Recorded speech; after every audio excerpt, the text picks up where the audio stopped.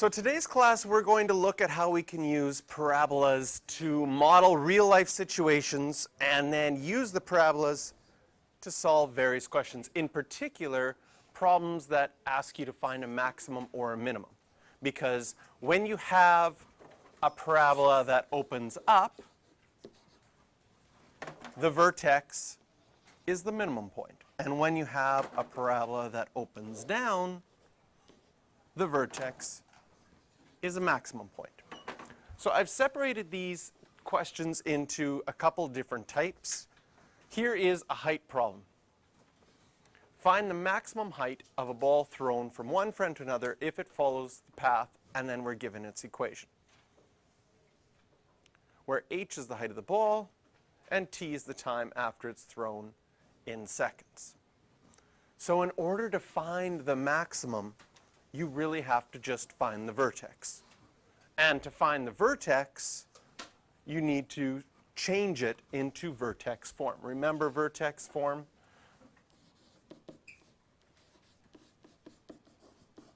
There's your vertex form of the equation.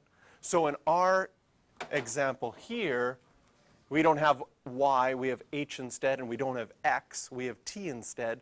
So we want to write this equation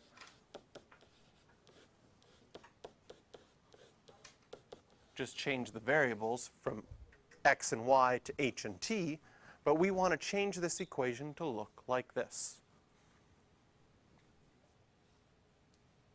And if we do that, then we can find the vertex, and if we can find the vertex, then we're going to find the maximum height of the ball.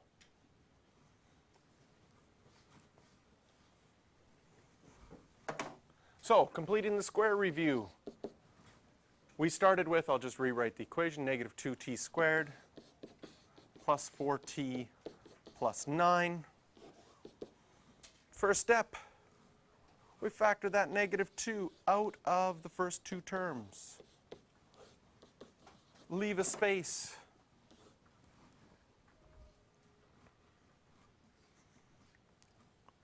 What's going to go in that first space?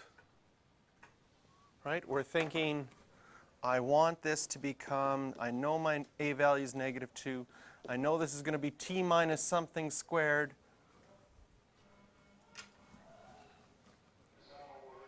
And everything hinges on this minus 2 right here. Since this is a minus 2, you know that this is going to be a minus 1. And if that's a minus 1, the first space here will be a plus 1.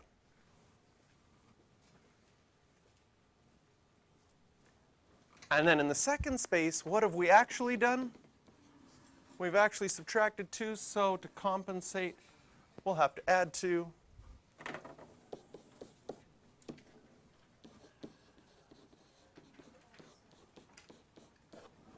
So our vertex is at 1, 11. And since our vertex is at 1, 11, we can now say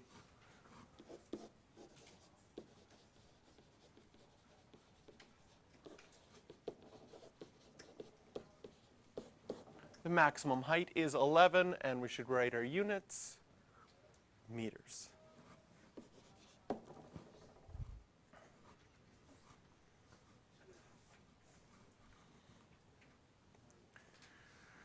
All of our maximum min problems will deal with this, where we have to complete the square to find the vertex form to find the vertex. So that part is review. The height question that we had here will be the easiest of the questions we look at because the equation was given in the question. So it really wasn't any more difficult than anything we've seen before. In the other equations that we're going to look at, you have to create the equation, then recognize that it's a quadratic, and be able to solve it. So our second type of question that we're going to look at are number problems. Oh, and I'll give you a list of questions at the end that we can do after we're done them all. But these will be ones from 4.7, 4, and 6 that you can do after. Find two numbers whose sum is 12 and whose product is a maximum. So before we, like some of these you can guess and check and get close. Can you tell me two numbers that add up to 12? 6 and 6, okay? If you used 6 and 6, what's the product? 36. Two other numbers that add up to 12. 10 and 2. If you use 10 and 2, the product's only 20. So far 6 and 6 is winning. Okay? What also adds up? 12 and 0, 7 and 5. 7 and 5, the product is 35. Still looks like 6 and 6 is winning. What about 6.5 and 5.5? What about 6.0000002 and 5.9999998? Whew! Why would we do that? Why don't we just stick to whole numbers? Well, the problem is it could be something in there because there's a whole bunch of different possibilities. So what we need to do is we need to create an equation. So far 6 and 6 is winning, but we're just guessing and checking. We don't know for sure. You do? You feel really confident? Okay. 8 and 4 multiplies 32, so it's still 6 and 6. Okay? So how do we create an equation? What do we know? We know that the two numbers, x plus y, have to equal 12. And we want to find a max product. And our max product, I'll go product. Are you okay if I use a capital P for product? Equals x times y. One number times the other number. But what we need to do is we need to create an equation with only one variable. Can you see our equation for product? Sorry, only one variable on the right-hand side of the equation.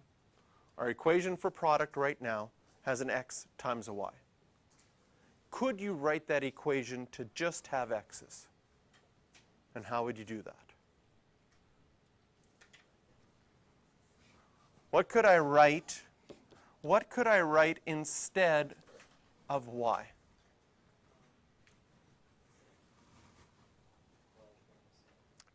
minus x.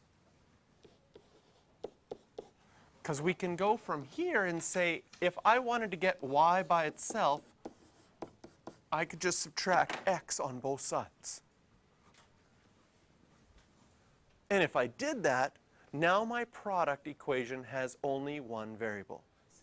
In all of our max-min problems, what we're asked to find the maximum or minimum of, in this case, we want to find the product to be a maximum. That's the equation you're going to look for to make. Product equals. And you're going to look to make that equation so that on the right-hand side we have only one variable. So my product was x times y, where x and y were my two numbers. But because I knew that those two numbers added up to 12, I could substitute y equals 12 minus x into the equation, and now I have an equation that only has x's. Can you see that this is a parabola? If I multiply it out, I'm going to get 12x minus x squared, which I might decide to write with the x squared first, negative x squared plus 12x.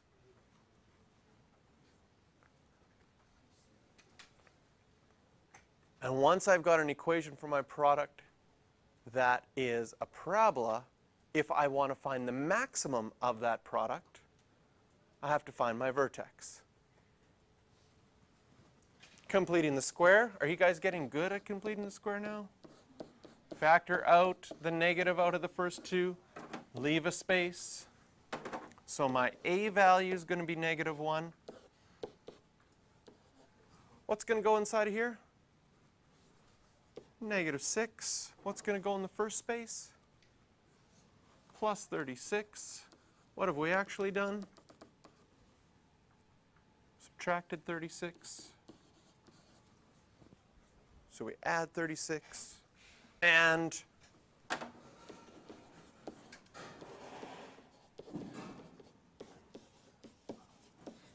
our vertex is 6, 36.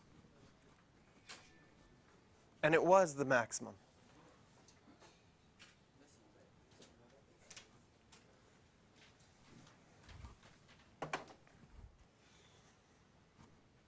So those are number problems. Number problems ask you sometimes to find a product, sometimes they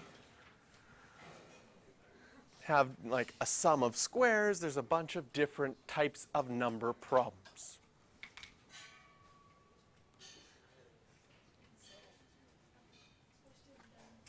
Area problems.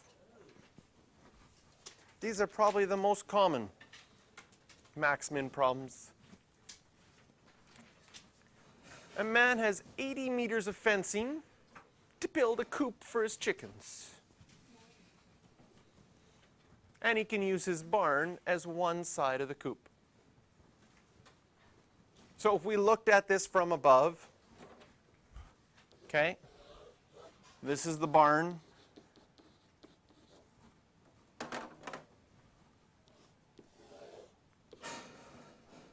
And there's the fence that he can use to build it. Can you give me an example of something that would use up all 80 meters that would make a rectangle? What would the dimensions be? 20, 20, and 40. 20, 20, and 40. And then the area would be 800. Okay? Can someone tell me, so a 20 by 40 would give you 800. That would be one possibility. Can you see that another possibility, you could, poor chickens, I mean, you could make this one and this one. And how long would it be? 78 that would be left. Okay, which would make it a 1 by 78, which would be quite a bit smaller. And those poor chickens, all they could do is run in a straight line all day.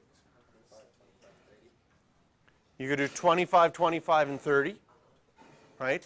That would make it more like a square. And then its area would be 750. Okay? Without changing how much fence you use, you can see that you get different areas.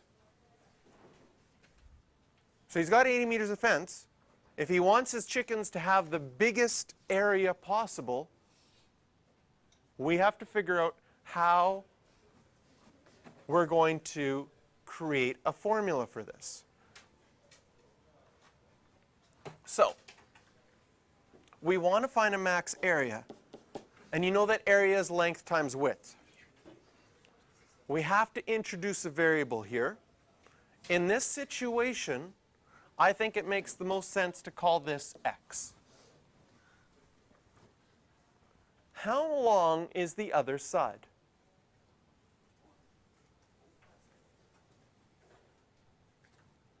If those are both x's, how long is the other side? No, because then if I added them all up, I'd have 80 plus x, which would be more than 80. I only have 80 meters of fencing total. Okay, when I said x was 1, you were able to figure out this was 78. If I say x is 2, if these are both 2's, what's this? 76. So how come you can't figure it out if I put x's here? If I put x and x here, what's good? 80 minus 2x. Perfect. Whoa. I don't know. Okay.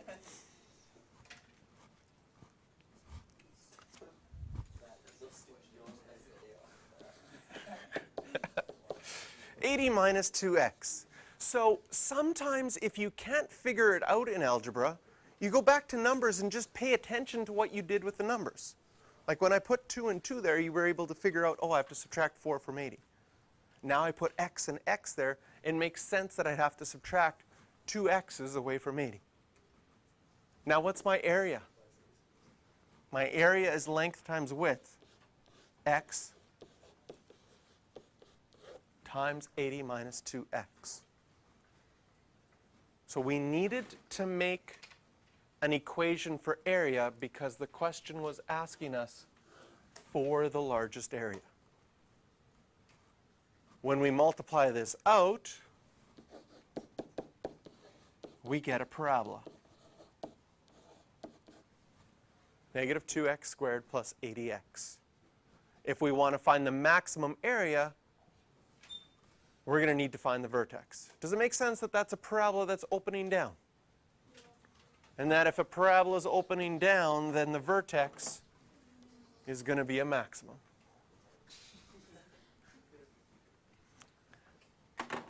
And so again, at this point, it's just complete the square again.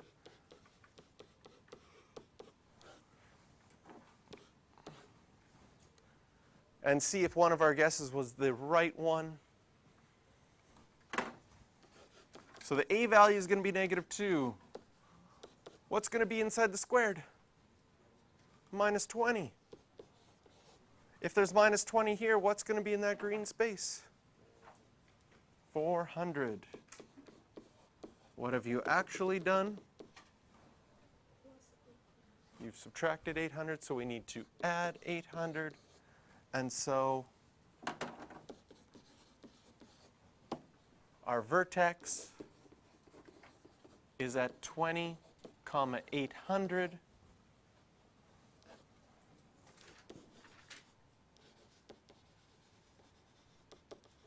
The dimensions of. What are the dimensions of the rectangle? 20, 20, 40. So we can just call it a 20. Is it meters or is it meters, right? The dimensions of 20 meters by 40 meters.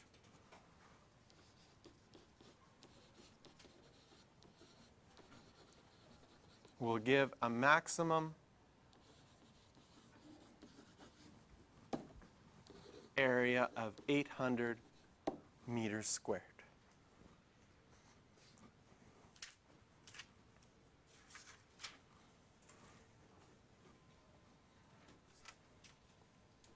So here's a practical problem. You've got a certain amount of fencing. You want to build it so that you get the maximum area possible, so your chickens don't have to run in a straight line. Doesn't cost you any more to build it this way. But if you make it 20 by 40, they'll get the most grass or whatever. If you weren't restricted to making it a rectangle, the question is, would a half circle be better? Would it give you a better area? That's a good question. Yes, it would be bigger. Does it? Does it say it has to be a rectangle? No, it doesn't. So if we do a circle, we could get bigger. And we make it harder. When you get this question on a test, it will say rectangle on it.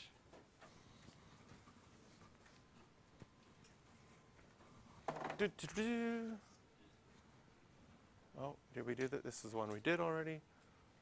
And the last one are the profit problems.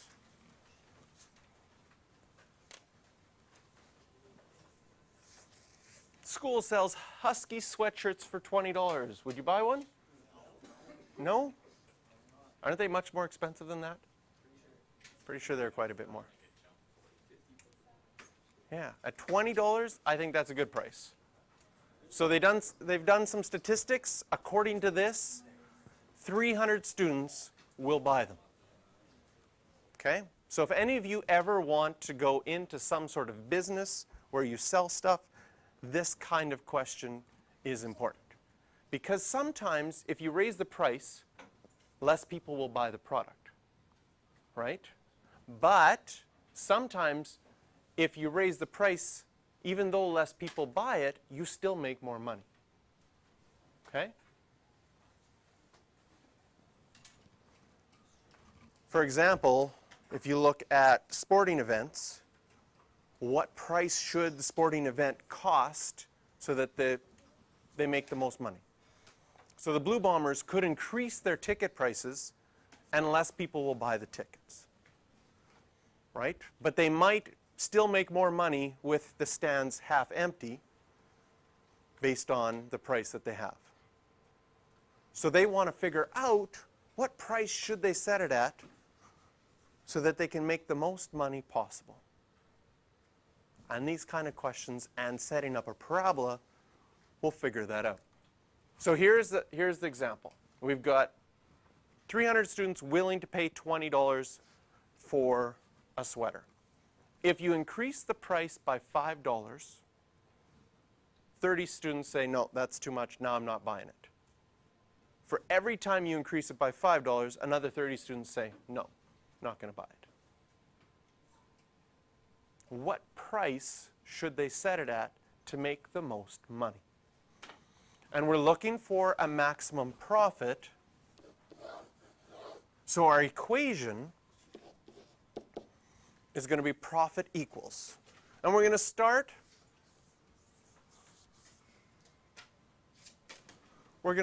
just using words. Okay? Does it make sense that your profit is your number sold, right, multiplied by the cost of each one? Does that make sense in words? I mean, if you sold at 300 times 20, that's $6,000 that you would bring in. I guess technically it probably should say maximum revenue if we want to get into economics. But we'll just stick with profit for right now. Okay? So we start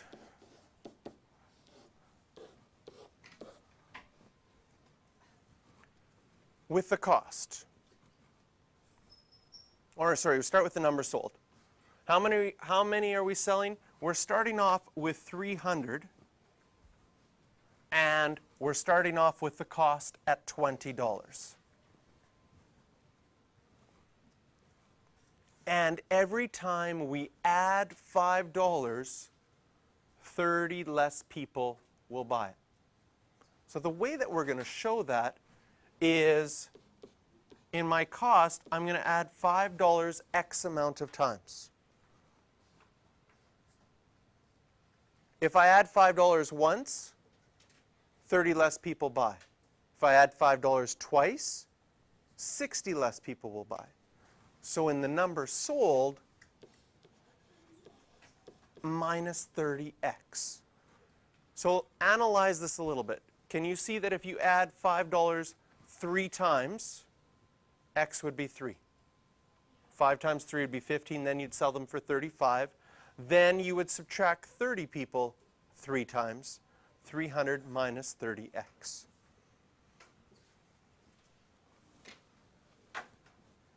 This is the hardest step in these questions, setting up your equation.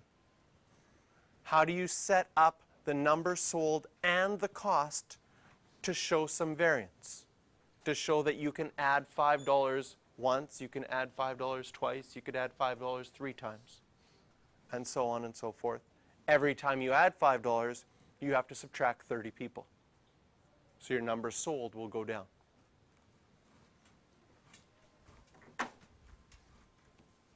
From here, if we multiply this out, 6,000 plus 1,500x minus 600x minus 150x squared.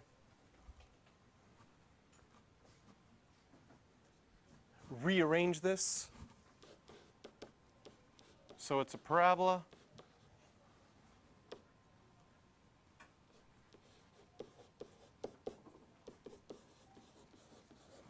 Combine your like terms. And now we have to complete the square. Like these numbers? No? What do you have to do first with completing the square? Factor out that negative 150, leaving you with x squared minus 6x. Leave a space.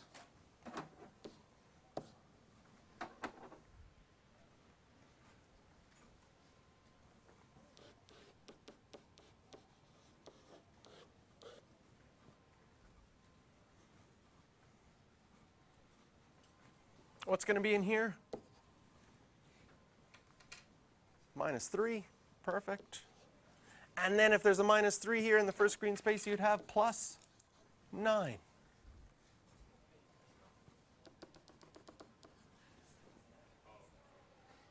$150 times 9. It's not bad. 1,350. You've actually subtracted 1,350, so you should add 1,350.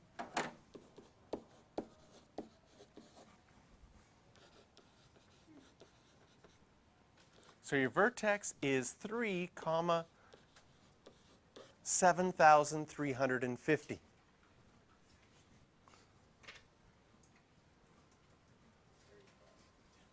How much should you sell the sweaters for? $35. How did you get 35 from here? Just because the middle two numbers were 35? No, don't do that. How does this tell me $35? Because it says 3. Yes. But how does because x is 3, right? X is 3. Right? This is the max product. Oh, not max profit, sorry. This is the max profit when x is 3. If you go back to your original equation, and this is why it's nice to put words here, what cost? 20 plus 5 times 3. $35. How many people are going to buy them? 210 people. So now we can write at $35, 210 people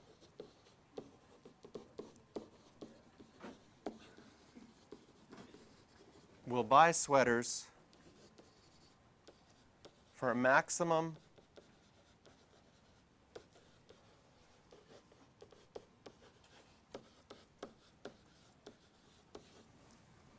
profit of $7,350.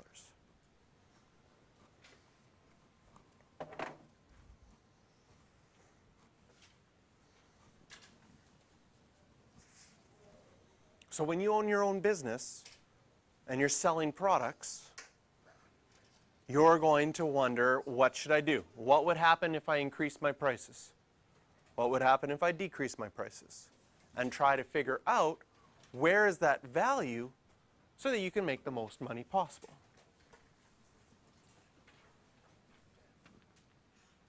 Yes? Yeah.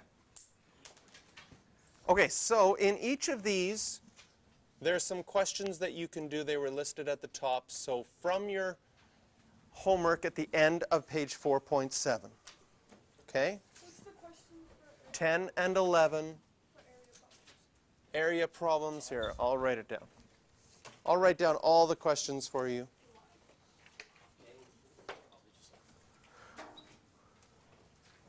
Do all the questions from 4 to 11.